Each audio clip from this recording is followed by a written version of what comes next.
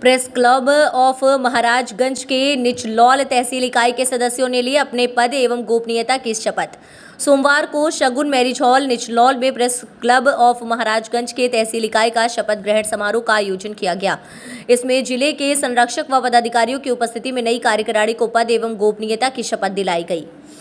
समारोह का शुभारंभ मुख्य अतिथि पूर्व सहायक निदेशक स्काउट हरीशचंद्र श्रीवास्तव, डॉक्टर पंकज तिवारी, साहित्यकार कवि आलोक शर्मा, मां सरस्वती के चित्र पर माल्यार्पण व दीप प्रज्वलित कर किया गया। साथ ही सभी मुख्य अतिथि ने नवनिर्वाचित पत्रकारों को बधाई एवं शुभकामनाएं दी और उन्होंने कहा कि पत्रकार की लड़ाई कोई जनमानस नहीं लड़ता है, इसके लिए एक संगठन जो पत्रकार के हित में कार्य करे होना चाहिए। निश्चित ही प्रेस क्लब ऑफ महाराजगंज पत्रकारों की आवाज़ बनेगा, उनके पर किसी भी प्रकार की उत्पीड़न नहीं होने देगा। वहीं कवि आलोक शर्मा ने पत्रकारों को अपनी कविताओं के माध्यम से पत्रकारिता के महत्व आम जनमानस में कितनी है इसको भी बताया। उन्होंने कहा कि पत्रकार समाज और जनप्रतिनिधियों को आईना दिखाने का काम करता है। आपको बता दें कि पत्रकार समाज को दिशा देने का एक सशक्त माध्यम है। साथ ही समारोह में पहुंचे सभी पत्रकारों को संगठन ने माला पहनाकर व बैंड बाजा लगाकर बैज लगाकर सम्मानित किया। वहीं समारोह के अंत में संगठन द्वारा शॉल व प्रशस्ति पत्र देते हुए सम्मान किया गया। तदुपरांत संगठन के जिला अध्यक्ष आशीष शुक्ला ने नवनिर्वाचित कार्यकारिणी के संरक्षक असलम सिद्दीकी, आनंद गुप्ता, संयुक्त मंत्री आशुतोष द्विवेदी, अनिल जायसवाल, बैजनाथ पासवान, छेदी लाल गुप्त को पद व गोपनीयता की शपथ दिलाई गई। संगठन के संरक्षक राहुल त्रिपाठी, अमित त्रिपाठी, अमितेश त्रिपाठी, कोषाध्यक्ष अनुज शुक्ला, संयुक्त मंत्री अंगद शर्मा व शत्रुंजय सिंह ने नवनिर्वाचित पदाधिकारियों को बधाई देते हुए संगठन के मूल उद्देश्यों को परिभाषित किया। इस दौरान क्षेत्र के गणमान्य लोग मौजूद रहे। एक दिन आप राष्ट्र के चौथे स्तंभ के बड़े प्रहरी के रूप में पूरे देश में जाने जाएंगे और पूरा देश आपका सम्मान करेगा। 25 सितंबर 2020 की बात है। कोरोना का एक सेमिनार था, आगरा विश्वविद्यालय का कार्यक्रम था। उस सेमिनार में पूर्वांचल की तरफ से मैं बोलने के लिए मनोनीत किया गया था। मैं रात को बोला, सुबह 5 बजे घर आया, घर आके सो गया। लगातार फोन की घंटी बज रही थी। पत्नी गुस्से में आई और कहीं लगातार 20 मिनट से फोन बज रहा है, कम से कम उठ के देख लेती किसका फोन है। जैसे मैं फोन रिसीव किया, मुझे पता चला कि 4 दिन बाहर रह के आने के बाद और 4 घंटा सोने के बाद जब फोन रिसीव कर रहा हूं तो मुझे पता चला कि कोठीभार थाने में आलोक शर्मा जी जो फूलकली और भौरों पे लिखते रहे जीवन भर, उनके ऊपर 302 का मुकदमा लिख दिया गया है और वो हत्यारे साबित कर दिए गए हैं। सच ये है कि पूर्वांचल का इकलौता व्यक्ति हूं जिसने अपने जीवन में कभी किसी को एक चाटा नहीं मारा है। मैंने किसी को मां बहन की गाली नहीं दिया है। जो मुझे जानते हैं, रिंकू जी मेरे पारिवारिक भतीजे हैं, अभिषेक जी हैं, असलम सिद्दीकी जी हैं, भाई ओमकार जी हैं, पंकज जी हैं, ये सभी लोग हमारे परिवार के हैं। मेरे व्यक्तित्व को जानते होंगे। मैंने कभी किसी को गाली नहीं दिया। और सेमिनार से आने और 4 घंटा सो के उठने के बाद कोठीभार थाने से एक सज्जन सिपाही ने मुझे फोन किया कि सर अगर आप कहीं लोकल में हो तो स्टेशन छोड़ दें, आपके ऊपर 302 का मुकदमा लिखकर आपको हत्यारा घोषित कर दिया गया। मैं स्तब्ध रह गया। मैंने असलम जी से बात किया, ओमकार जी से बात किया। तथ्यों की जानकारी इन लोगों तक नहीं थी, लेकिन मैं बधाई देना चाहूंगा कि इन लोगों ने बड़ा सकारात्मक एक राय दिया।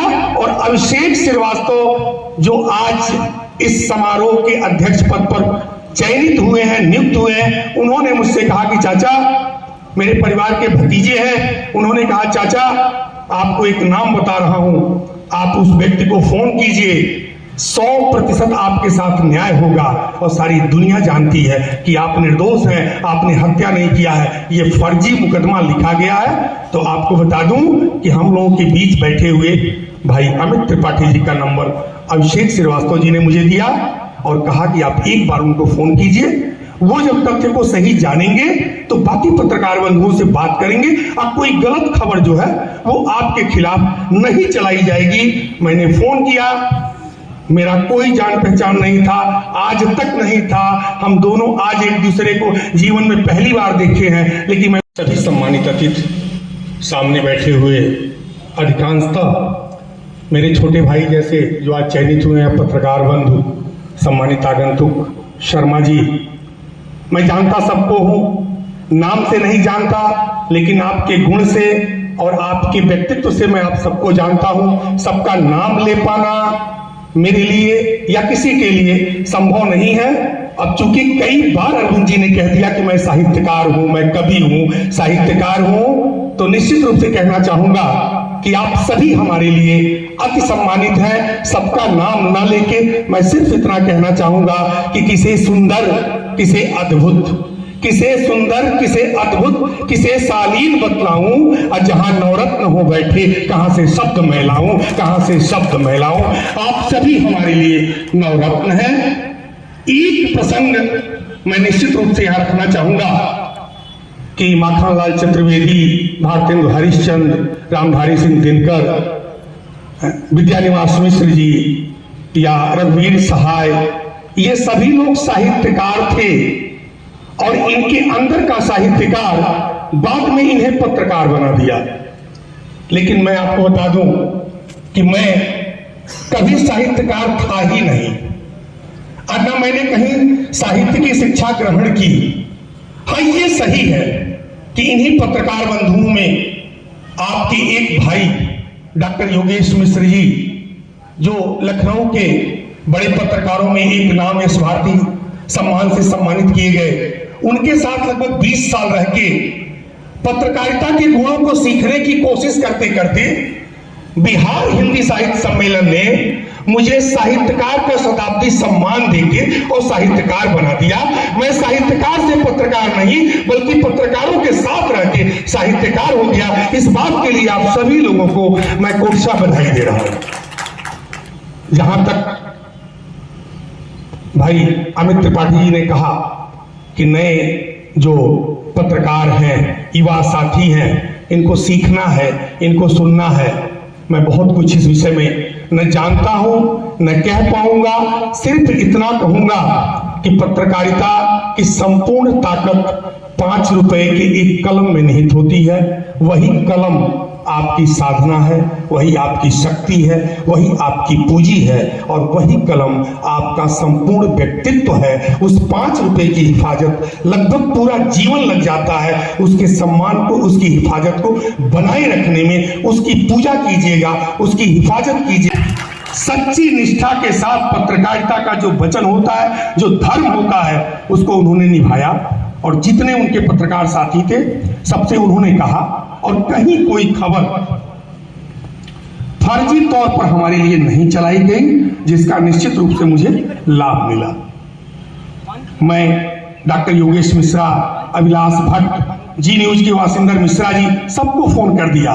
उन्होंने कहा ठीक है, मैं अधिकारियों से बात करता हूं, मैं प्रशांत जी लाइन ऑर्डर उनसे बात करता हूं। लेकिन अगर सही लाभ कहीं से मिला तो असलम जी, ओमकार जी, अभिषेक जी, इन तीनों लोगों की राय से जो अमित जी को फोन किया गया, मैं आपको इस मंच के माध्यम से साधुवाद देता हूं, बधाई देता हूं। मां सरस्वती से प्रार्थना करता हूं कि आपके बाणी और कलम की ताकत जीवंत रहे, अमर रहे, और निश्चित रूप से आप एक बहुत बड़े बैनर की शोभा बने।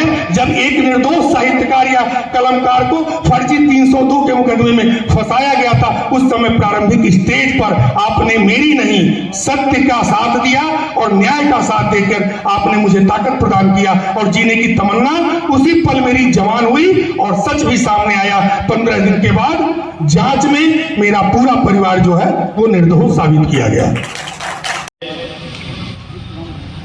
गुरु परम आदरणीय श्री हरिश्चंद्र श्रीवास्तव जी, जो आज हमारे बीच में मंचासीन है, साथ में सामाजिक संस्थाओं से लेके सिसवा जैसे जगह को जनपद में ही नहीं, मंडल में नहीं, प्रदेश में अपना नाम करा रहे हैं बड़े भैया डॉक्टर पंकज त्रिपाठी जी, जो ऑलरेडी पूर्व में मीडिया जगत से भी जुड़े थे। और हमारे बीच में हमारे चाचा श्री आलोक शर्मा जी, और साथ में जनपद महाराजगंज के जिला कार्यकारिणी की टीम जो आज मंचासीन है। मैं सभी का प्रेस क्लब ऑफ महाराजगंज तहसील इकाई की तरफ से हार्दिक अभिनंदन और स्वागत करते हैं। आज मैं क्या कहूँ, मेरे पास कुछ ऐसे शब्द नहीं है कि मैं बयां कर पाऊँ। मुझे याद आता है कि जब प्रेस क्लब ऑफ महाराजगंज का गठन कोविड काल के समय हुआ था, उस समय तहसील के गठन की बात बार बार हमसे बड़े भैया अमित त्रिपाठी जी, आशीष शुक्ला जी, अमितेश जी, सभी लोग हमसे कहते थे। लेकिन वो दौर कैसा था ये हम भी जानते हैं और आप भी जानते हैं कि छिपा नहीं है। लेकिन उसके बाद जब जनपद में दोबारा प्रेस क्लब ऑफ महाराजगंज का गठन हुआ तो मुझे लगा कि पहली कार्यकारिणी का गठन अगर कहीं कराया जाए तो निचलौल में कराया जाए। मैं धन्यवाद देता हूँ अपने निचलौल के सारी टीमों को जो हमारे साथ कदम से कदम मिलाकर चलने का काम आज कर रही है। और आज इस मंच से मैं एक बात अवश्य कहूंगा कि पत्रकारिता जगत एक ऐसी जगत है जो आजकल बहुत सारे लोग पत्रकारों को बदनाम करने की भी कोशिश करते हैं।